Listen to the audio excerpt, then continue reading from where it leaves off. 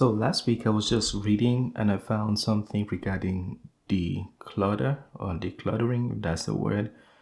And I thought I should bring it to the channel. I thought I should bring some points from the research, not really a research, just me reading. I just thought I should bring some of those points to the channel, the psychological implications of decluttering, as well as the things you can do to declutter. I'm sure a lot of us, we know somebody that goes to a restaurant and there's small food left and they want to take it home, even though they might not even eat that. They just want to take it home, or they're out on the streets and they see somebody throwing away a couch and they want to take it home, or they just like to hoard stuff, take stuff, whether it's in a nice state or not. They just always have stuff, we know people like that. Those things have like psychological implications and it could affect your life and your happiness. Basically, it could affect your well-being. So I thought in this video, I'll do my best to share first the psychological implications, and then secondly, some of the things you should work on decluttering. So let's start with the first psychological implication.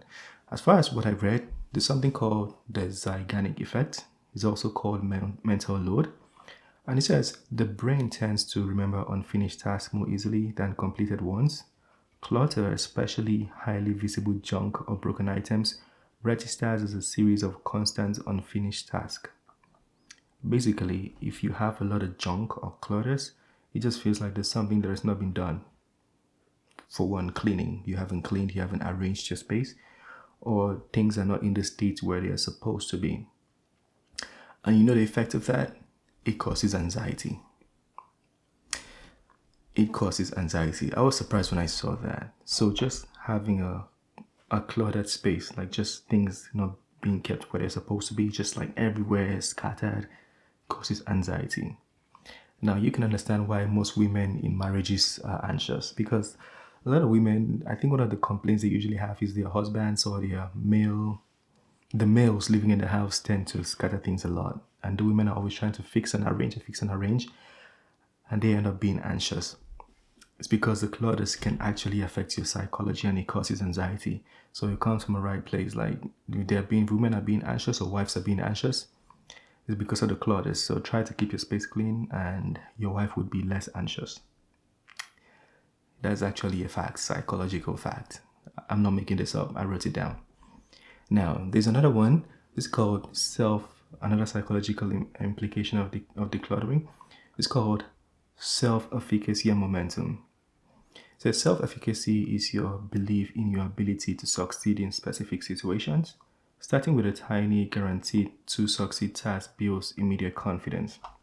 So if you have a lot of clutter in your house, it also signifies that something was not completed, which reduces your self-confidence, because your confidence is built on everything you completed. So if I talk on the video one time, I speak in front of the camera and record myself one time, do it the second time, the third time. By the 10th time, I'll be kind of fluent, and that will increase my self-confidence to do it up to 1,000 times.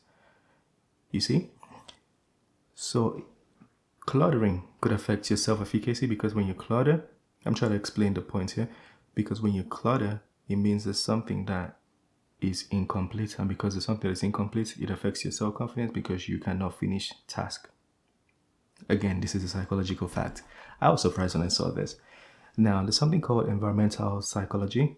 It reads, our physical environment directly influences our mood, behavior, and physiological state. Clutter is visually taxing and can signal chaos, disorganization, and a lack of control to the subconscious mind. So basically, this point I think is self-explanatory. It says clutter influences our mood. So if your room is dirty, you just feel sad. You just don't feel good because your room is dirty. we've all seen this. You wash your car and you feel like your car dries better. You clean your room and you feel like your room is more spacious.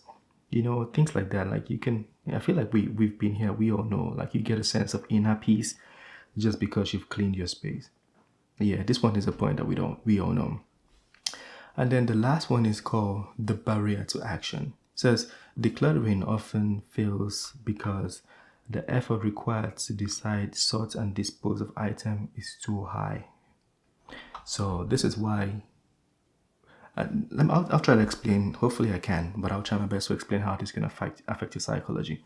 So you leave your room dirty because of the effort you need to clean it and put things where they're supposed to be. Now you might think, oh, these are just my clothes. It needs a lot of effort to place them here and organize.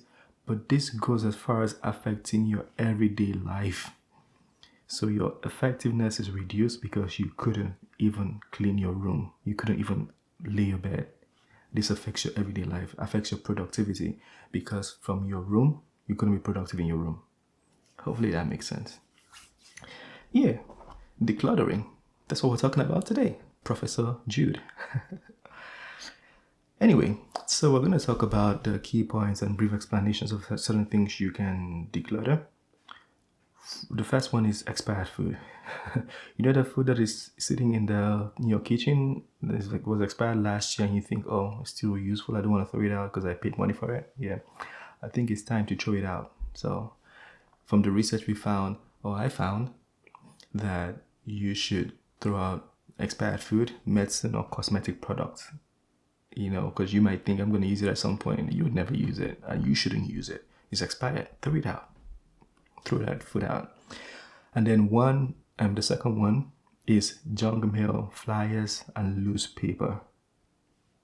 Interesting, because I have a lot of junk, both in my email and the ones I received that I still kept.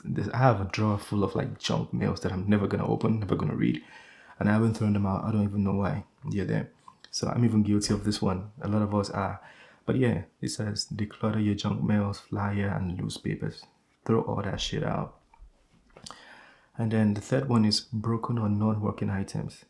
This is one that fathers would be, or parents in general, would be very guilty of. Something is broken in your house and you think, oh, I'll keep it. I'll fix it sometime, or I'll use parts of it to fix something else. Yeah, the research said, throw it out. It's broken. Throw it out. Yeah, that car that has been sitting in your garage for years and you think you're going to fix it at some point, yeah, throw that car out, or you can sell it for parts. Then the other one says empty or nearly empty containers. This is one that as soon as I saw it, I thought about my perfume collect. I don't have a big collection of perfumes, but I just have perfumes that are almost finished and I have them in different bottles. And I thought, should I throw my perfumes out? Or the bottles out, because some of the bottles I really like them, that's why I don't want to throw them out. And then some of the bottles, they have very little perfume in it that sometimes I use, but I don't really care because I have another one, usually another one of the same kind. But the research said throw away empty containers or nearly empty containers. So yeah, that's how you can declutter. It's going to help you psychologically. And then the last one is plastics, just any plastic takeout or plastic bags, throw all of that out. I feel like that's the one thing I can say I do very well. Yeah, I threw all the shit out very well. But the rest, I might be guilty of one or two other ones. Anyways, let me know what you think about that. I'm sure this is not a topic that you thought would bring to the channel, but yeah, I'm making 100 videos, so everything is coming to the channel. We're talking about everything. That being said, smash the like button, subscribe. I'll see you on the next one. Peace. I made this bet on my own, bet on my own.